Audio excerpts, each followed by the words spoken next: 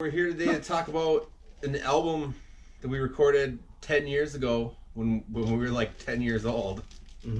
Modern Gentleman, A Gentleman's Guide to Dangerous Living. Let me spell it then, it's M-O-D-E-R-N, gentlemen, M-O-D-E-R-N, gentlemen. It's an old unopened compact disc copy. Yeah, I saved a copy like that too. I think I have a couple. Which is Collector weird edition. because I'm pretty sure we sold out. But Yep, sold out. this was the only Like one. triple tin foil. But we'll it's a drink coaster now. No, but we're just gonna look back and chat. Let me see it while you're. Yeah, I dug that up today. I hadn't looked at a physical copy in a while. Because I would always listen to it. I had the files on my computer or whatever, so Right. I don't know that I ever actually put that compact disc on. See all this stuff on the table there. It was quite a day. I was about 2 in the afternoon or something. Fried chicken and nachos. Holding nachos. We're gonna just discuss everything in regards to the album and that time period, because this is what you do when you get old. You look back on things you did. Nostalgia. Yeah, nostalgia. We're nostalgic now. Yeah. Officially. 10 years. So That's the time it takes. 10 years on the dot. 10 years. So let's talk just leading up to Modern Gentleman. So what were you doing musically right before that? Right leading into 2010 before this project? Yeah, it would have been 2010, 10 years ago from now. So or 9. I think actually we started in 2009. Oh, and then the is when we album started came out writing, 2010. and it came out 2010. So leading up to Right so before it would have been 2009. like 2008ish. Right, would have been right before that. I was doing Critical Contact music, and you were you still doing Number One Common at that time? Yes, I think until Or you had just started doing hip hop and stuff. I just know that. started. I think that I want to say Number One Common was done in 2007 or 8. So this was like right after. Right that. after. Yeah. So yeah, Number One Common, and then Critical Contact is stuff I was doing. And we did an album in 2008, was our last album that we did. And then I guess I did a solo album in 2009. And then me and our friend Larry went on tour, East Coast tour in 2009. That was like the first big tour I did. And then just after that, we got back. And then I think that's when we started talking about doing something or started writing songs. Because I was sick of all the political music I was making, so that I wanted to like have fun and make like funny shit. Pretty much is how I felt. And I wasn't doing anything super political, but I was doing more serious music, with some social commentary. So I kind of felt the same way too. I was like, hey, I think that I can be funny or do something or do something a little different, Right. a little more lighthearted. Yeah. So I think that's where it kind of landed us. And I was thinking earlier, It was a good balance. It really helped. I mean, for me, anyways. Oh yeah. I think if you do nothing but serious music for your whole life, I don't know. I mean, that works for a lot of people, but Right. not everybody.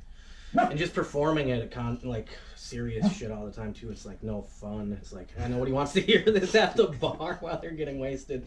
So that was another part of it. It was like this is stuff we could play at like bars and shit. And It would be you'd get more of a party atmosphere going when you did this. Is when instead of the government's trying to kill you. Yeah. Nobody wants to hear that when Yeah. they're having a couple drinks and. But going back even further, I was thinking about now when our respective groups at the time first did shows together. Now, my memory serves me correct. Larry from Legitimate from Critical Contact, I had heard about you guys because I had met his sister and was friends with her for a bit at Third Rock, which was the place to be. This must have been 2004, 5 ish. I would guess. And we were doing a lot of shows at Third Rock, and I had gotten to be I was in really good with one of the owners, Rondo, and so he was letting me kind of bring in other groups and stuff. And I told him, I remember, and this was like a hard rock bar. Yep. For sure. I mean, that was all they were doing. It started out, it was a lot of cover bands, and then we were one of the first more original bands to kind of start getting slots there. And then they really started mixing it up with covers and originals, so it was really cool. That went over well. And then I remember I told Rondo, I was like, hey, I got this hip hop group that I want to put on, and I think he was actually pretty. He's into it. Yeah, he didn't give me any like blowback. He was kind of like, well, all right, everything that you're bringing in here has been good. He's like, nice. But I remember how we did it though, is that you guys did we would do. There'd be an original band playing for like 45 minutes or an hour, and then there'd be like a 15-20 minute break. And I think instead of playing CDs during the break, you guys did the between bands a couple times, like two. And then there was another band, you guys afterward, I think. Yeah. Yeah, so we were in the middle. There'd be there was like 2 or 3 bands, and then like you guys did like the 3 like 20-minute breaks in between.